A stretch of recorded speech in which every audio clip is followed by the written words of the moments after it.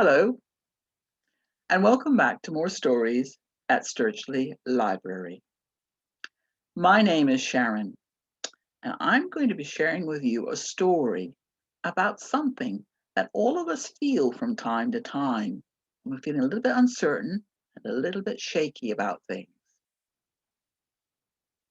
So let's find out. Let's begin. Once there was a great city that was sprawled over the rocky ridges of a very high hill.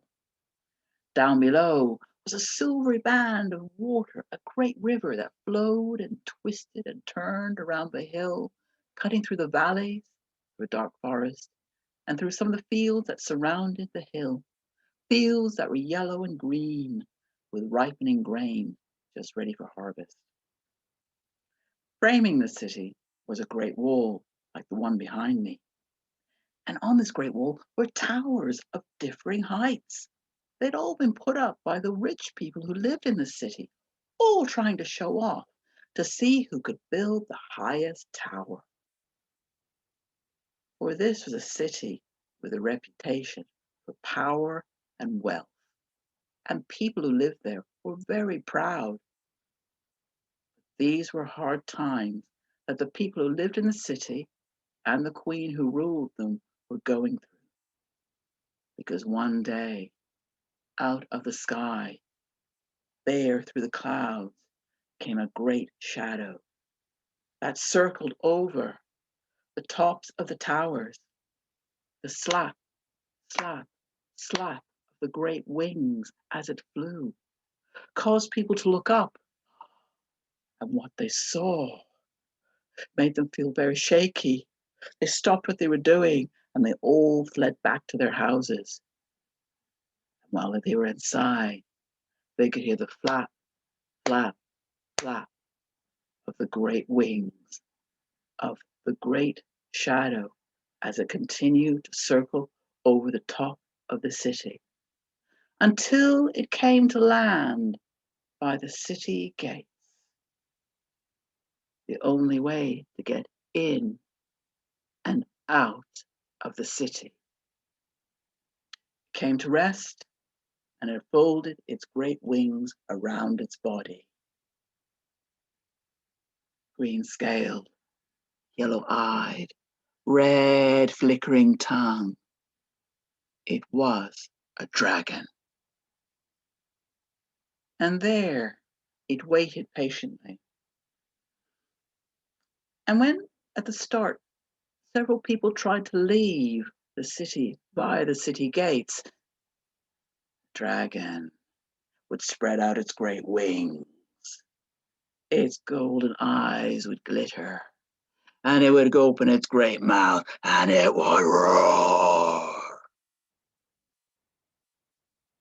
And those people, those brave people who tried to leave the city, they would feel the ground shake beneath their feet, and they'd go back inside, and the gates were shut. And for a time, no one left that city. And they felt safe there within the high walls. But soon, food and water began to run out. Fights began to break out between groups of people, squabbling over a piece of meat or some bread, or maybe when they put the bucket right down, down, down into the well and they brought it up slowly, they would squabble over the water inside, wanting to drink it. And the queen who ruled that city knew she had to act. She had to act to save her people. For often in the evening, she'd walked around the high walls of the city, wrapped up in a cloak, for it was cool and chilly in the evenings, and she would look down from the high walls. There she could see the fields, golden and green, with the grain, the wheat, the oats, and the corn that were ripening, just ready to be harvested, enough to feed her people. She knew now was the time to act. She had to do battle with that dragon. So she got up early the next morning. She made her way down to the great hall where the great shield and the great sword, her gift from all the kings and queens in her family who had lived before her, and they'd done battle with them. She knew she'd be taking them out to do battle with the dragon. She commanded her servants bring her the fine silvery armor that was hers. They strapped it to her chest, her arms, and her legs. They gave her the great shield. She put her arm through the straps, and they handed her the sword. It felt heavy on her arm and in her hands. But within her chest, her heart trembled. She didn't want to leave the safety of that city, but she had to do battle with that dragon. So she took a deep breath. She left the great hall, made her way over the cobblestones of the courtyard until she reached the city gates, where she commanded that they be opened. And when they were opened, there before her rested the dragon, its great wings folded around its body, those golden eyes glittering. Its eyes met hers.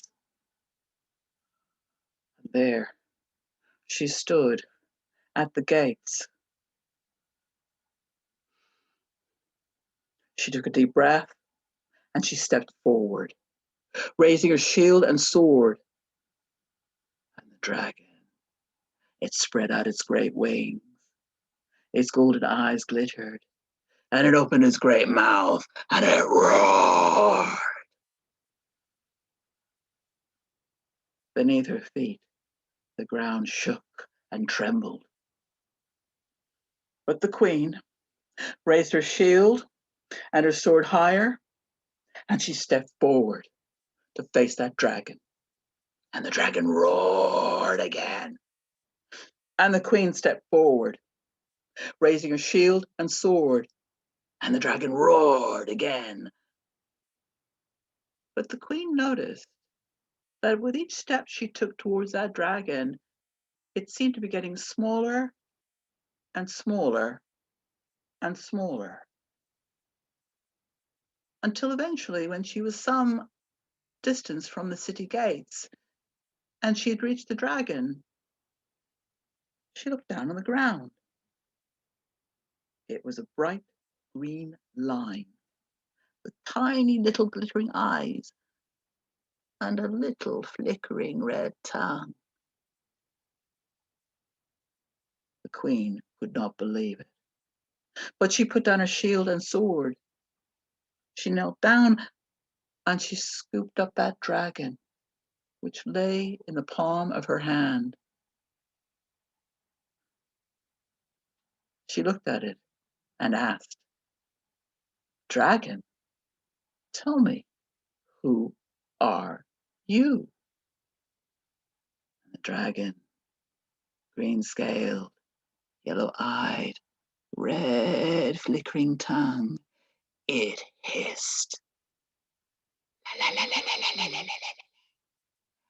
I am fear. La, la, la, la, la, la, la, la, la, la," as it faded into the air.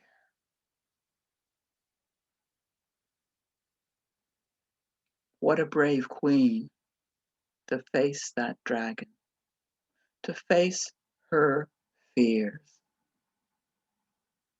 Hope you've enjoyed the story. Thank you so much for listening. And I'll be back again next month with more stories at Stirchley Library.